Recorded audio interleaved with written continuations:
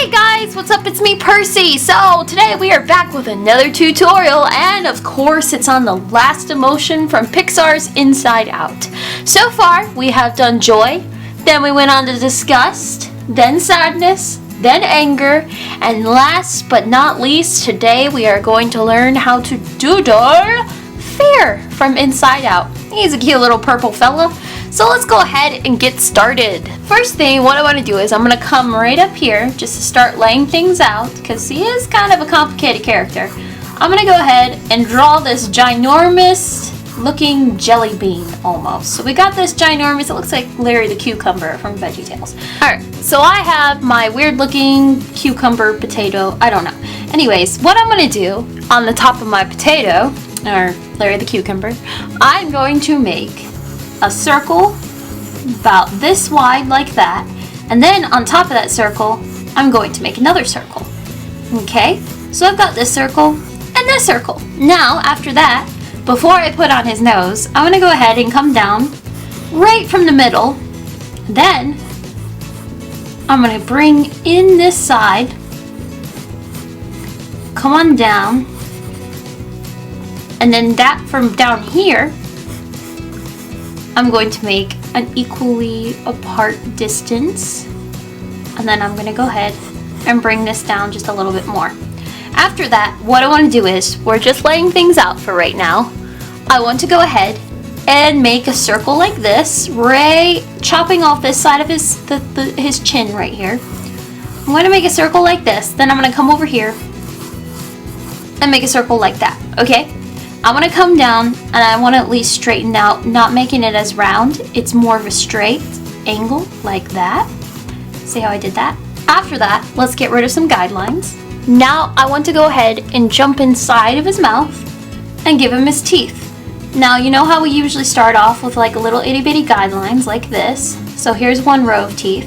Then his row of teeth at the bottom are actually rounded up like that, like his chin is. Okay, then I'm going to jump inside and I'm just going to lightly come right through, and there's the inside of his actual mouth. And then after that, this is when I'm going to go ahead and break up his teeth. So one tooth is separated from the other. So we have one tooth that's out over here. Then there's a little itty bitty gap, and then we have the other teeth, and it's just two teeth like that. So here's a little itty bitty gap just like that. Okay. Then I'm going to come down here, and this row of teeth is very straight. So it's just like 1, 2, and 3, like that. Then I'm going to jump right here in the middle, and I'm going to go ahead, bring up his tongue. Okay. Make a little hill, and then I'm going to come underneath that, and we has a tongue. There we go. There's our tongue. If you want to go ahead, you can go ahead and darken the inside of his mouth and underneath his tongue.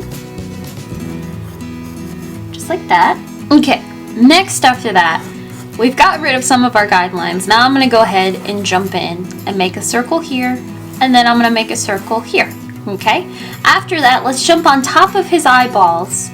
And we have, okay, here's my actual top of my eyeball right here. I need to make this more of a definite line. And then over here is an actual definite line on the top of this eyeball. I'm going to come up and over this one, like that. And then I'm going to come on top of this one, like that. Okay, after that, we've got our two top eyelids and everything. After that, what I want to do is, I'm going to make his eyebrows. Now his eyebrows are totally not connected to him at all, except when he's confused. But when he's scared, his eyebrows are like floating above his head. Typical. Anyways, so they're big, furry eyebrows. Okay? What I'm going to do is, I'm going to make a bird wing like that. And then I'm going to make this weird looking bird wing over here like that. As you can tell, I decided that I was going to run out of space, and you see, I take two pieces of paper together. And after that, what I want to do is, let's make these guys a little bit more furry. So if I come off to the side, I'm just making little furry places like that, okay?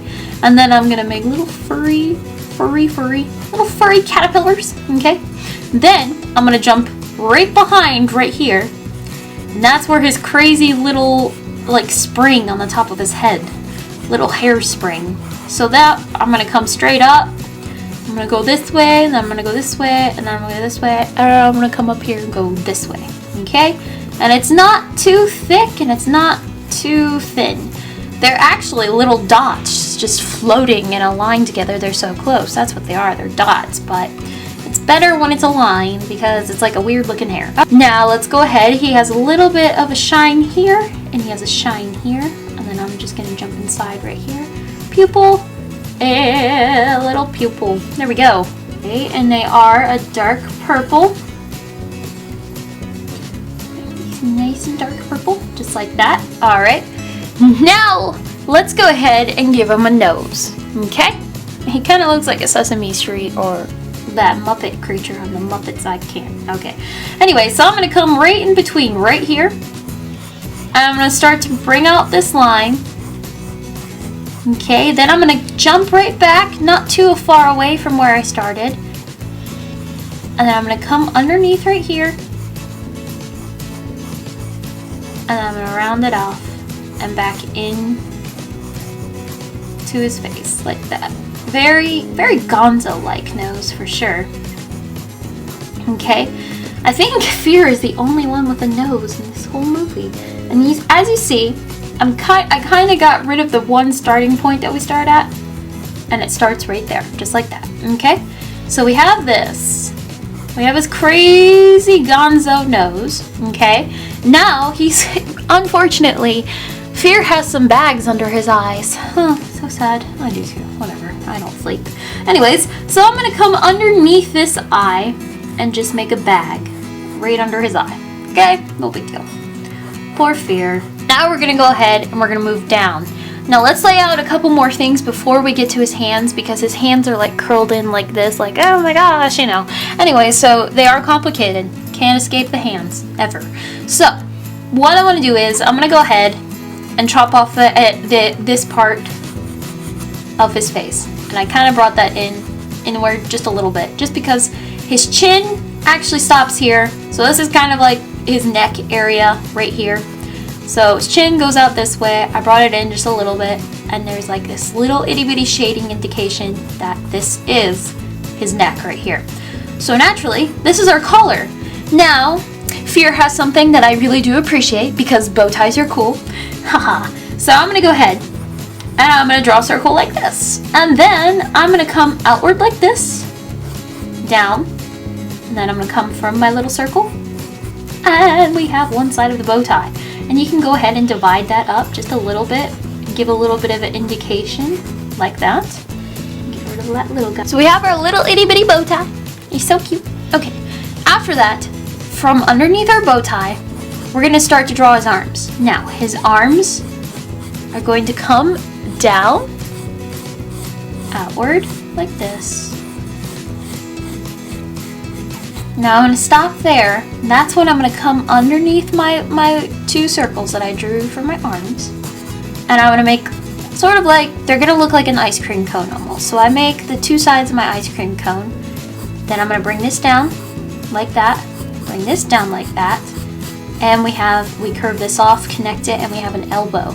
Okay, after that, I'm going to come up just a little bit right here. And I'm going to come back to behind my bow. Like this. Very easy arms. Very stick figure like, okay? Then after that, I'm gonna make another little ice cream cone off to the side here, okay? And as you can see, I just totally went ahead of myself and drew two cuffs, okay? And then I'm gonna come underneath and line it like that, okay? So I have two cuff lengths right here, and what we're going to do is you're going to go ahead, come in the middle, right here, like this, and then I'm going to draw a button here, and then draw a button here. Okay, make this a little bit wider, and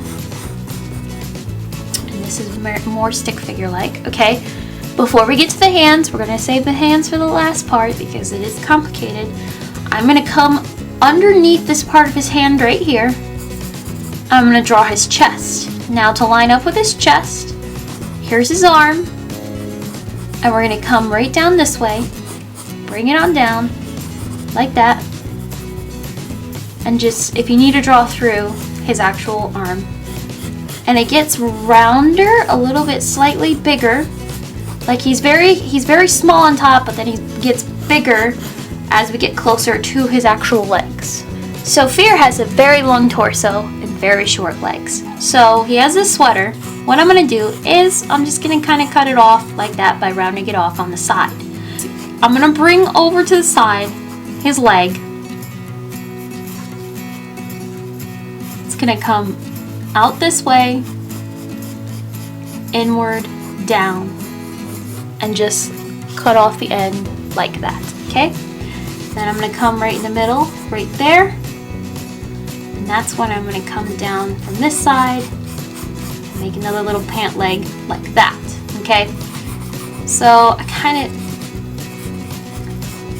like that. Okay, now he does have very large like bottoms to his pant leg, so I'm just gonna go ahead, very similar to Anger, bottom pant leg here, and bottom pant leg right here, just like that. And they are kind of like baggy pants almost, so you want to give that just a little bit of an indication. Now he does have shoes very similar to Anger's. They're not crazy out of control shoes. It's just like here's a hill here, and it's got a little bit of a heel showing off to the side, but mostly the pant leg is covering it up just like that. And I just want to keep giving it the indication that the pants are kind of baggy like this, okay? So we could go ahead and draw the heel on the bottom of the foot like that. And just over here, just like I said, a little bit of indication that we have a shoe right here coming out from under this pant leg like this. I'm trying to make these look as baggy as possible, just like that. Okay, so we have baggy pants and he looks a little startled, like, oh my gosh, it's a mouse. Okay. Alright, now for the hands, what I want to do first is I'm going to chop off the top over here like that, okay? Then I'm going to bring it and round it inward. After that, I'm going to keep this overall rounded part right here. Now, what I want to do after that is I'm going to start to bring up my palm like that, okay? After that, I'm going to come inward like this, and then I'm going to bring this side in right here. There we go, we already have his pinky. Now I'm going to jump on top right over here and give off the top of the pinky there. After that, I'm going to come up over the pinky, kind of round that off just a little bit, bring this in, and we have a finger, a middle finger.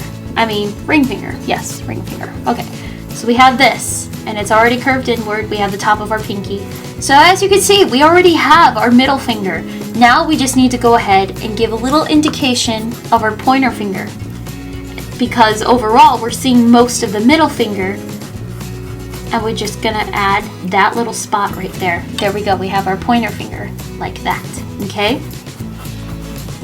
That's not too hard. All right, now let's jump over to here. Then what you're going to do is we're going to do almost the exact same thing where we started off with the pinky. Now we're going to start off with this pinky over here. All right, I'm going to bring that down just a little bit more, just to give him a little bit more of a palm. Okay, what you're going to do is we're starting off to the side of the pinky again, and this time we're going to curve inward like that, kind of flatten out the top here, flatten out this top, okay? Then I'm going to come inward like this, okay? Just like that, and just keep adjusting to where it starts to look more natural. And then after that, I'm going to come on top right over here, on top of the pinky. I'm going to extend a little bit more, flatten it, and then flatten it, and then bring a little indication that this is a knuckle, okay? So if you want to, you can go and shade that in just like we did with Anger. All right, after that, what you're going to do, we're just going to kind of come in just a little bit,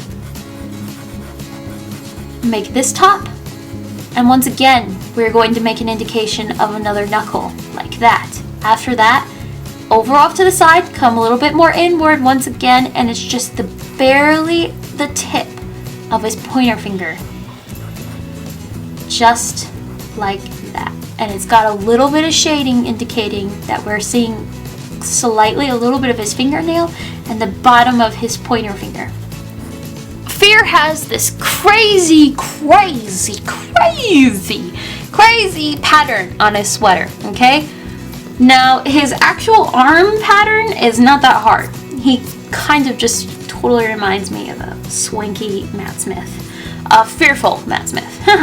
So, it's just stripes on his actual shirt that's underneath his whatever sweater top. I don't know. Anyways, so you're just going to draw horizontal lines on his actual cuffs, and then that's when it's going to be going downward, long vertical lines on his actual sleeves. And you want to make sure that you follow the pattern of where his shirt is going. His shirt's kind of taut, but as you get to his actual forearm and everything, it's a little bit baggy, so you can indicate little itty bitty baggy spots and everything, just because it's baggy shirt. There we go. Okay. After that, now the best way I can suggest for you guys to not make this as complicated as it needs to be, the shirt does look complicated, and if you're scared that it looks too complicated, then draw a checker flag. But make sure the checker flag is going diagonal. So I'm going to start at the top, and you want to make sure the checker flag is very wide. So I have a stripe here, and of course we can't see that side. So I'm going to start again back down here.